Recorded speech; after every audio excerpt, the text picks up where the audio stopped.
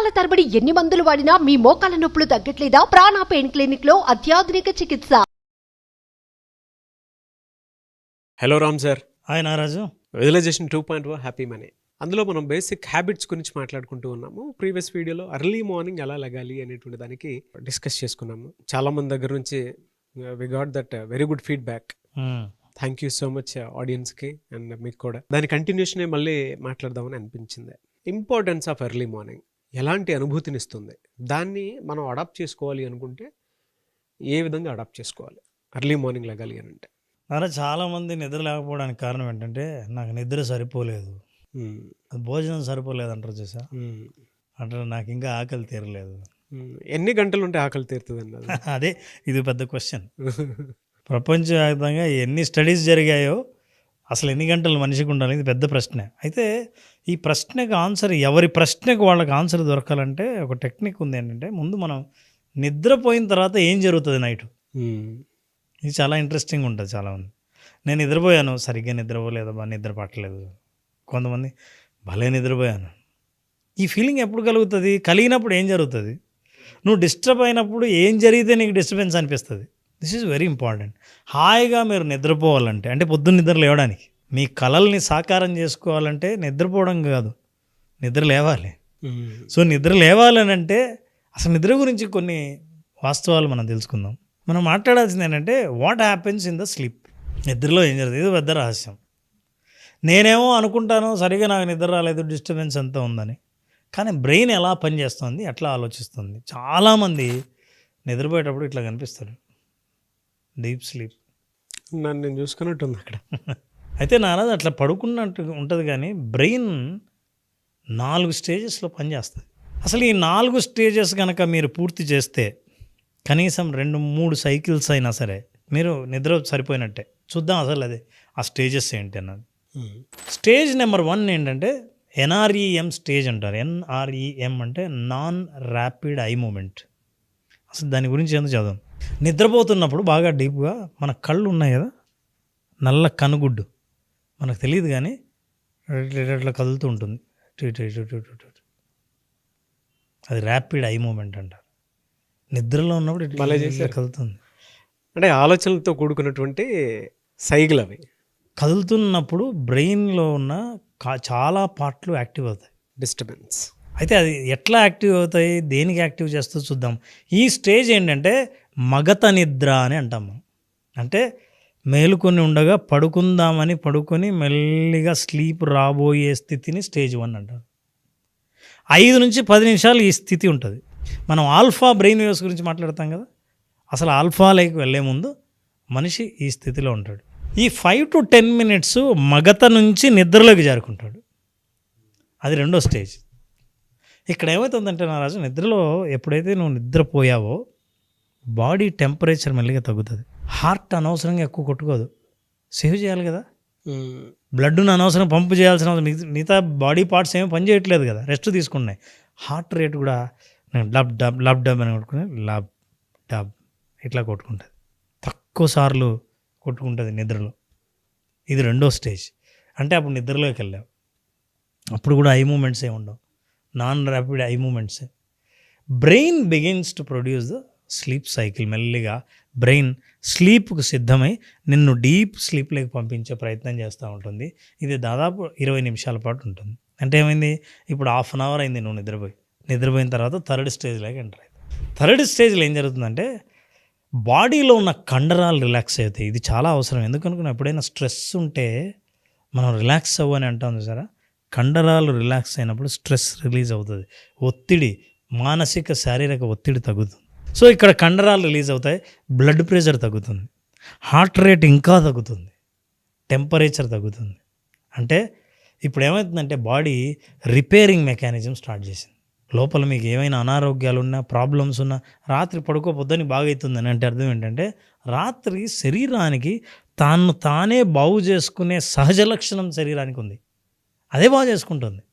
అయితే ఎంతవరకు బాగు చేసుకోగలదో, ఏదేది రిపేర్ చేయగలదో, ఏవేవి గ్రో చేయాలో, సెల్స్ని, కొత్త సెల్స్ని ప్రొడ్యూస్ చేసేది, ఇట్లాంటి పనులన్నీ జరుగుతూ ఉంటాయి. ఇప్పుడు వస్తుంది అసలైన స్టేజ్, ఇది డీపెస్ట్ స్లీప్ స్టేజ్. డీప్ తర్వాత మళ్ళీ పైకి వస్తుంది. ఏంటి that is REM, rapid eye moments. ఇక్కడ మనం కలలు కంటాం. కలలు వచ్చేది 4వ స్టేజ్లో. ఈ 4వ స్టేజ్లో ఏమవుతుంది, బ్రెయిన్ బికమ్స్ మోర్ యాక్టివ్. అంతకుముందు ఏంది, ఇన్యాక్టివ్ అయింది, ఇప్పుడు యాక్టివ్ అవుతుంది. నువ్వు అప్పుడు ఏమేమి చూసావు. అందుకే విజువలైజేషన్లో కానీ జీవితంలో మనిషి ఏదైనా లక్ష్యం సాధించాలని అనుకున్నా కలగంటే అని అంటారు చూసారా, ఏదైతే ఎక్కువ ఆలోచించావో, ఏదైతే బాగా రిజిస్టర్ చేసుకున్నావో, ఏదైతే కలగనాలని అనుకున్నావో ఆ కళలు వచ్చేది ఇప్పుడే. డీప్ స్లీప్లో బ్రెయిన్ ఆ విజువల్స్ని బయటకు తీస్తుంది. Body becomes relaxed, immobilised dreams వస్తాయి. ఐస్ మూవ్ ర్యాపిడ్లీ, చాలా స్పీడ్గా ఇట్లా కొట్టుకుంటూ ఉంటాయి. బాగా గమనిస్తే నిద్రలో ఉన్న వాళ్ళని కళ్ళు మూసుకున్నప్పుడు చూడండి ఇట్లా తిరుగుతుంటాయి. ఇది ర్యాపిడ్ ఐ మూమెంట్. అప్పుడు కలగనే స్థితిలో ఉంటాడు, కలలు కంటూ ఉంటాడు. కలగంటున్నప్పుడు బ్రెయిన్ యాక్టివ్గా పనిచేస్తుంటుంది. నీ కళని విజువల్స్గా చూపిస్తుంటుంది. నువ్వేం సాధించాలనుకున్నావు, నీకు లోపల ఉన్న ఎమోషన్స్ అన్నీ బయటకు వస్తాయి. పులి వెంటబడినట్టు, పైనుంచి కింద పడినట్టు, పాము వెంటాడుతున్నట్టు, బాగా దగ్గర వాళ్ళు చనిపోతున్నట్టు, నీ లక్ష్యం సాధించినట్లు, విజయాన్ని సాధించినట్టు, నువ్వేం ఆలోచించావో నీకున్న ఎమోషన్స్ అన్నిటికీ ఒక రూపం, దృశ్య రూపంతో మీకు కళలుగా వస్తాయి. ఈ కళలను అనలైజ్ చేయడం ఒక పెద్ద సైన్స్. మీరు అలా చెప్తుంటే మహాభారతం చదివేటప్పుడు మనకి ఎమోషన్స్ హైలో వచ్చేస్తూ ఉంటాయి, తెలియకుండానే గూస్ పాంప్స్ వస్తూ ఉంటాయి, మోటివేషన్ అక్కడే వచ్చేస్తూ ఉంటుంది, ఏడుపు అక్కడే వచ్చేస్తూ ఉంటుంది, దాంతోపాటు లెర్నింగ్ కూడా అక్కడే వచ్చేస్తూ ఉంటుంది. నిద్రలో ఎన్ని జరుగుతాయి అని చెప్పడానికి జనరల్గా మనం చదివేటువంటి మహాభారతంలో కొన్ని ఉంటాయి కదా సార్. అవును, క్యారెక్టర్స్ చదివేటప్పుడు ఆ సంఘటనలు వింటున్నప్పుడు మనిషి ఏ ఎమోషన్స్ అయితే మనిషిని అన్ని రకాలుగా కదిలించేలా చేస్తుందో అలా నిద్రపోయేటప్పుడు అవుతుందని మీరు చెప్తుంటే తెలుస్తుంది. Basal metabolic rate BMR and the resting condition of the body, energy is utilized by the body over. Correct. So ఆ స్టేజ్లో ఉన్నప్పుడు యాక్చువల్గా నేను మెడికల్ స్టూడెంట్ అండి, నాకు కొంచెం నాలెడ్జ్ ఉంది అని చెప్పాను. మెడికల్ స్టూడెంట్ అన్నారు, MSc నేను ఫినిష్ చేసింది. ఈ 2 స్టేజెస్లో బాడీ నిజంగానే ఎనర్జీ కోరుకొని రిలాక్స్డ్ స్టేట్లోకి వెళ్ళిపోతూ ఉంటుంది. ఎంటైర్ సిస్టమ్ కూడా కొంచెం తగ్గిపోతుంది. ఇక్కడికి వచ్చిన తర్వాత మాత్రం మీరు చెప్పినటువంటి కాన్సెప్ట్ థియరీ ఉంది చూసారా, నా మైండ్లో నుంచి ఐ ఓపెనింగ్ లాగా అనిపించింది. అమ్మ ఎంత జరుగుతుంది అని. లోపల స్టోర్ చేసిన ఎనర్జీ ఏం చేస్తుందంటే స్లీప్లో అది ఎక్కడైనా ప్రాబ్లం ఉందేమో అని అక్కడికి వెళ్ళి ప్రయాణించి అది రిపేర్ చేయడం స్టార్ట్ చేస్తుంది. సో ఈ 4 స్టేజెస్ ప్రతి ఒక్కరు అండర్గోవాల్సింది. ఇప్పుడు చూద్దాం ఏం జరుగుతుందో, నేను ఎన్ని గంటలు నిద్రపోవాలి అన్నది ఎవరికైనా డౌట్ ఉంటే ఇది అర్థమైంటే ఇది అర్థం చేసుకోవాలి. REM, నాన్ REM అంటే non rapid eye movements stage, rapid eye movement stage, ఇవి 2 మల్టిపుల్ టైమ్స్ వస్తాయి. అందుకే చాలామందికి కళ ఏదో వచ్చింది కానీ గుర్తు రాలేదని అంటారు చూసా. ఎందుకంటే అది మల్టిపుల్ లెవెల్స్లో సైకిల్స్ తిరుగుతాయి, అప్పుడెప్పుడో రిజిస్టర్ అవ్వదు. కొంతమంది కళ వస్తే ఆ కళలో భయపడి నిద్రలేస్తారు, కొంతమంది మర్చిపోతారు, కానీ అది అట్లే ఉంటుంది, కానీ నువ్వు రీకలెక్ట్ చేసుకోలేవు. అంటే REM స్లీప్లో సార్, అంటే మీరు చెప్పేటప్పుడు నాకు ఐ ఓపెనింగ్ లాగా ఎందుకు అనిపించింది అని అంటే కామన్ సెన్స్ కూడా కొంత యాడ్ చేసి ఎక్స్పీరియన్స్ చెప్పాలి. ఆలోచనలు ఎప్పుడైతే వేగవంతంగా మన మైండ్లో తిరుగుతుంటే కొంతమందికి ఆ డ్రీమ్ డీప్ స్లీప్లో ఉన్నప్పుడు స్వెట్ వచ్చేస్తూ ఉంటుంది మనిషికి, వణుకు స్వెట్ అన్నీ వచ్చేస్తూ ఉంటాయి. మీరు స్టేజెస్ అన్నీ చెప్తూ ఉంటే నాకు ఆ పిక్చర్ చాలా క్లియర్గా మైండ్లోకి వచ్చింది. ఓహో, ఒక బాడీలో ఇన్ని జరుగుతాయి కాబట్టే కొంతమందికి నిద్ర సరిపోతుంది, కొంతమందికి నిద్ర సరిపోదు. అంటే ఇది డీప్, మీరు ఇచ్చినటువంటి నాలెడ్జ్ చాలా డీప్, గ్రేట్ నాలెడ్జ్ సార్. ఇప్పుడు కరెక్ట్గా అది గుర్తు చేశావు కాబట్టి నారాజు, అందుకే విజువలైజేషన్లో ఏ విజువల్స్ అయితే నువ్వు కళలో చూస్తావో అట్లాంటి విజువల్స్ ఇచ్చినప్పుడు నీకు చెమట పడుతుందన్నావు కదా, బాడీ స్పందించేది. విజువలైజేషన్లో అట్లాంటి స్పందనను తీసుకొస్తాం. ఎస్. సో అనారోగ్యాన్ని బాగు చేసుకోవచ్చు, యాక్షన్ మోటివేషన్ తీసుకురావచ్చు. మనిషి ఏదైనా ఉత్సాహం లేకుండా జీవితంలో ఉన్న వాళ్ళందరికీ ఉత్సాహం తీసుకురావచ్చు. అది విజువలైజేషన్ వల్ల సాధ్యమవుతుంది. ఎస్. అయితే ఈ ర్యాపిడ్ మూమెంట్స్ అన్నాం కదా, ఐ మూమెంట్స్ లేని స్థితి చాలాసార్లు జరుగుతుంది. అందుకే కొన్ని కళలు మనకు గుర్తుంటాయి, కొన్ని గుర్తుండవు. అసలు అది ఎట్లా జరుగుతుంది సైకిల్ చూద్దాం. ఈ జాగ్రత్తగా అబ్జర్వ్ చేస్తే నారాజు 4 స్టేజ్లు ఎడంవైపు ఉన్నాయి. నిద్రపోయినప్పుడు 4 స్టేజెస్ ఉన్నాయి. ఈ 4 స్టేజెస్ సైకిల్ ఒక్కొక్కసారి ఒక్కొక్కటి జరుగుతుండే. పైన చూస్తే స్టేజ్ 1కి మళ్ళీ పైకి వచ్చింది చూసావా, స్టేజ్ 1కి వస్తుంది మళ్ళీ సైకిల్ NREM. ఇవి గంటలు, 8 గంటలు బహుశా పడుకుందాం అనుకున్నాం. ఇప్పుడు చాలామంది నేను ఎన్ని గంటలు పడుకోవాలి, ఏది కరెక్ట్ అని అనుకున్నారు కదా. డీప్ స్లీప్ 2 సైకిల్స్లో అవుతుంది. అంటే ఏంటి, 3.5 అవర్స్లో నీ పని అయిపోతుంది నిద్ర. ఇక ఆ తర్వాత స్లీప్ ఉంది, డీప్ స్లీప్ కాదు, స్టేజ్ 3 దగ్గరే ఉంది చూసా, థర్డ్ది. అవును. అండ్ దెన్ 4th వచ్చేసరికి your level has gone up, second స్టేజ్లోనే ఉంది. ఇక నిద్ర లేచే టైం వచ్చినప్పుడు మగతగా ఉంటుంది, నీకు తెలుస్తూ ఉంటుంది, పైకి వేక్ అనేది చూసావు, పైన అక్కడ నిద్ర లేస్తావు. ఇది 8 గంటల సైకిల్. ఇది న్యాచురల్గా జరిగే ప్రాసెస్. అయితే ఒరిజినల్గా నీకు అవసరమైన రిపేరింగ్ ప్రాసెస్, బాడీకి కావాల్సిన రెస్ట్ అంతా ఆ మొదట్లో 3.5 గంట 4 గంటల్లో అయిపోయింది. అవును.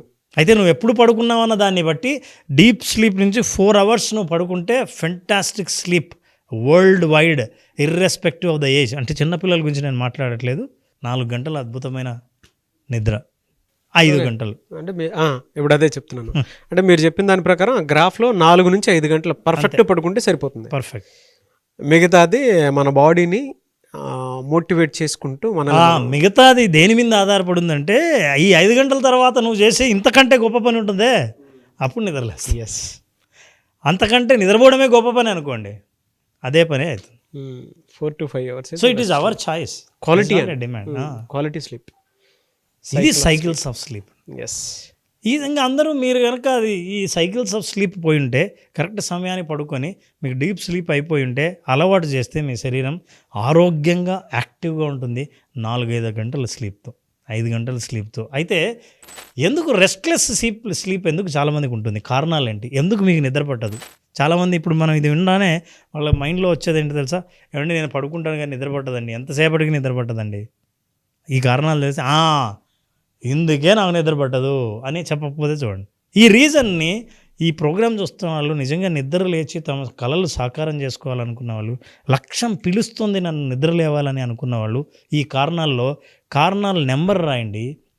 My reason is number. నేను I'm going to show you 6 reasons. Number రాయండి. My reason is number 1, 2, 3 or 4, 5, 6. Number 1 first reason ఏదంటే స్లీప్ డిజార్డర్స్. అంటే వాళ్ళకి సహజంగానే there is a problem, disorder, insomnia అంటారు, నిద్ర పట్టదు.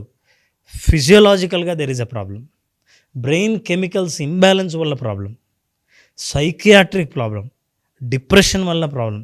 చాలా స్లీప్ డిజార్డర్ ఏదైనా కారణం ఉండి, మెడికల్ ఇష్యూ ఉంటే వాళ్ళు నిద్ర పట్టకపోవచ్చు. The second reason stress. విపరీతమైన ఒత్తిడికి గురయ్యేవాళ్ళు, విపరీతంగా ఆలోచించేవాళ్ళు, ఒకే ఆలోచన వెంటాడుతున్నప్పుడు ఇది. అంటే మీరు నిద్రపోకపోవడానికి కారణం ఎవరో కాదు, మీ ఆలోచనలు, మీ స్ట్రెస్ కారణంగా అనుకోవాలి. Third reason thinking. నెత్తిమే పడతా ఉంటుంది తెలియకుండానే. అది రాగానే మనకి కోపం, బాధ, తెలియనటువంటి ఆందోళన చేస్తూ ఉంటుంది స్ట్రెస్లో.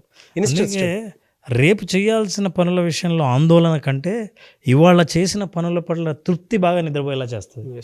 So poor diet, mid night biryani, masala spicy food, ఇట్లాంటివన్నీ నైట్ లేట్గా తినడం, న్యాచురోపతి చాలా రకాలైనవి ఉన్నాయి, అవన్నీ చెప్తాయి 6 తర్వాత భోజనం చేయకూడదని. 7 అయినా భోజనం చేయొచ్చు, లేదా భోజనానికి 2 గంటల ముందు మీరు మేల్కొనే ఉండాలి. భోజనం చేసిన 2 గంటల వరకు పడుకోకూడదు. ఏదైనా సరే వాటిని అర్థం చేసుకుంటే డైట్ విషయంలో చాలా జాగ్రత్తగా ఉండాలి. ఏం తింటున్నారు పడుకునే ముందు. ప్రెగ్నెన్సీలో కూడా కొంతమందికి నిద్ర రాదు. అండ్ నా ఇర్రెగ్యులర్ స్లీప్ షెడ్యూల్, ఒక్కోసారి మధ్యాహ్నం పడుకుంటారు, 2-3 గంటలు పడుకుంటే రాత్రి కరెక్ట్ టైంకి నిద్ర రాదు. ఒకసారి లేట్గా రాత్రి సినిమా చూసి, వెబ్ సిరీస్ చూసి 2 o'clock పడుకుంటాడు. రాత్రి ఉదయం 9 అయినా నిద్రలేవారు, 10 అయినా నిద్రలేవారు, 11 అయినా నిద్రలేవారు. అట్లాంటి వాళ్ళు కూడా ఉన్నారు. నేను చూశాను కొంతమంది స్టూడెంట్స్ కౌన్సిలింగ్కి వచ్చేవాళ్ళు పోటీ పడుతుంటారు. వేరే వాళ్ళైతే సార్ వాడైతే 1 o'clock దాకా పడుకుంటాడు, నేను ఎందుకు పడుకోకూడదు. సో ఇట్లాంటి డిజార్డర్స్ లేకుండా చూసుకోవాలి. So irregular sleeps and uncomfortable bed, మీరు పడుకునే చోటు అన్కంఫర్టబుల్గా లేకుండా చూసుకుంటారు. ఈ కారణాలు ఏదైనా సరే వీటిలో మీకు ఇది తట్టినప్పుడు 1, 2, 3, 4, 5, 6 రాయండి. మై రీజన్ ఈజ్ నెంబర్ అని ఆ నెంబర్ రాయండి. నా ఎట్లా, how to improve sleep hygiene అంటే నిన్న రోజు స్లీప్ హైజీన్, నిద్రను హాయిగా అనుకున్న టైంకి పడుకోవడం, అనుకున్న టైంకి నిద్ర లేవడాన్ని స్లీప్ హైజీన్ అంటారు. ఎలా లేవచ్చు నిద్రకి లేవాలనుకుంటే, విల్ గివ్ సొల్యూషన్. నిద్ర లేస్తే ఇక మీ లక్ష్యమే ఆలస్యం. Number 1, avoid blue light. Cell phone, TV, cell phone, computer, A laptop, what ever it is, అది రిలీజ్ చేసే బ్లూ లైట్ ఏం చేస్తుందంటే, ఎందుకు బ్లూ లైట్ని అవాయిడ్ చేయమన్నానంటే మెలటోనిన్ అనే హార్మోన్ ప్రొడ్యూస్ కాకుండా చేస్తుంది. నిద్రకి ఏదైతే అవసరమో అది రాకుండా చేస్తుంది. నీకు తెలుసా, బయట నుంచి ఇంజెక్షన్లు మెలటోనిన్ అనే ఇంజెక్షన్ ఇస్తారు ఆ హార్మోన్ నిద్ర పట్టడానికి. ఈ హార్మోన్ న్యాచురల్గా నీకు ప్రొడ్యూస్ అవుతుంటే నువ్వు కిల్ చేస్తున్నావు. ఇలా ఉంటుంది సార్ బెడ్ మీద జనరల్గా. నాది కూడా బ్లూ లైటే మోస్ట్లీ ఉంది, జనరల్గా చూపిస్తున్నాను. ఇలా ఉంటుంది అంటే బెడ్ మీద ఇలానే ఉండిపోతూ ఉంటాము. ఒకటి చూడాలనిపిస్తే ఇంకో దాని కిందకి వెళ్ళిపోతూ ఉంటాము. అంటే మీరు చెప్తుంటే నాకు అనిపిస్తుంది ఆ మెలటోనిన్ అనేటువంటి హార్మోను మనిషికి తెలియకుండానే ఒక ఎగ్జైట్మెంట్ని క్రియేట్ చేసేటువంటి మోడ్లోకి తీసుకొని వెళ్ళిపోతుంది తప్ప నిద్రను ఎక్కడ నువ్వు నిద్రపో అని చెప్పేసి చెప్పట్లేదు. అందుకే అంటారేమో మేబీ, అంటే చూపిస్తుంటే అర్థమైంది నాకు, పడుకునే ముందు సెల్ ఫోన్లకి, ల్యాప్టాప్లకి, టీవీకి దూరంగా ఉండాలని చెప్పి. ఏం చేస్తుంది తెలుసా, ఫర్ ఎగ్జాంపుల్ నేను చూస్తున్నా టక్కుమని గోవా వీడియో వచ్చింది, నీ మైండ్ ఎక్కడ పోయింది? గోవా. యాక్చువల్లీ రిలాక్స్ అవ్వాల్సిన వాడు ఏమైంది?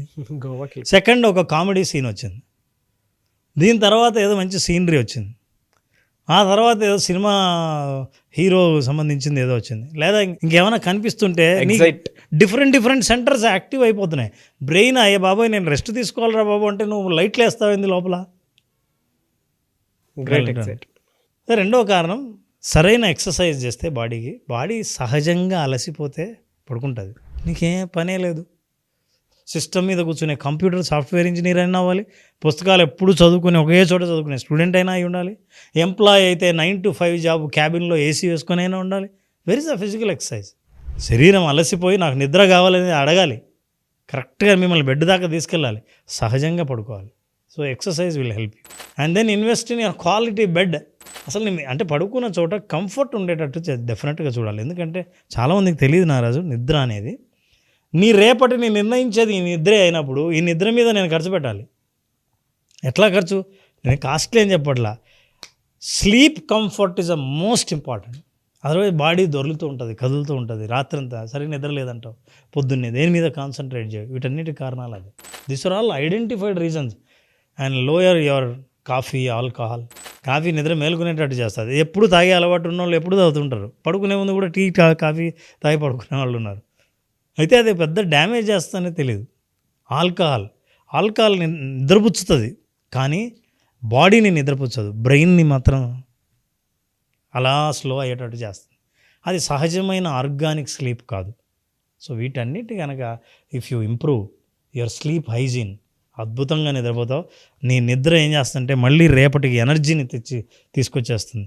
ఆ రేపటి ఎనర్జీ ఎందుకంటే మీరు కావాల్సింది సాధించుకోవడానికి ఇలా Nagaraju. Better sleep for better health and better visualisation.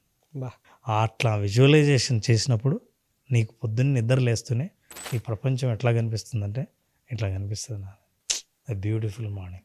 Anyways thank you so much Ram garu. Thank you Naraj. So చూసారు కదన్న వీడియో. ఈ వీడియోపై మీ అభిప్రాయాన్ని కమెంట్ బాక్స్లో పోస్ట్ చేయండి. అండ్ మీరు కనుక విజువలైజేషన్ క్లాస్కి అటెండ్ అవ్వాలి అనుకునేటువంటి వాళ్ళు ఓన్లీ ప్రాక్టీస్ చాలా బాగుంటుంది. దసరా, దీపావళి కూడా ఈ సీజన్లోనే ఉన్నాయి కాబట్టి సో ఆసక్తి కలిగిన వారు 16th నుంచి బ్యాచ్ స్టార్ట్ అవుతుంది. ఎవరైనా ఎన్రోల్ చేసుకోవాలి అనుకుంటే స్క్రీన్ మీద మీ కాంటాక్ట్ నెంబర్ కనిపిస్తుంది, దాన్ని మీరు కాల్ ఆర్ మెసేజ్ వాట్సాప్ చేసినా సరే వెంటనే ఎన్రోల్ చేసుకోండి. ఈ మంత్ని లక్ష్మీదేవి మంత్గా అందరూ అనుకుంటూ ఉంటారు.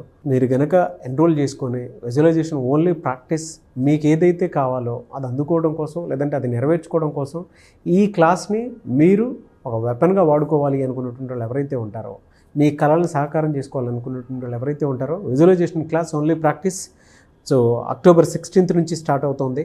స్క్రీన్ మీద మీకు కాంటాక్ట్ నెంబర్ కనిపిస్తుంది, దానికి మీరు call or message or WhatsApp చేసి వెంటనే ఎన్రోల్ చేసుకోండి.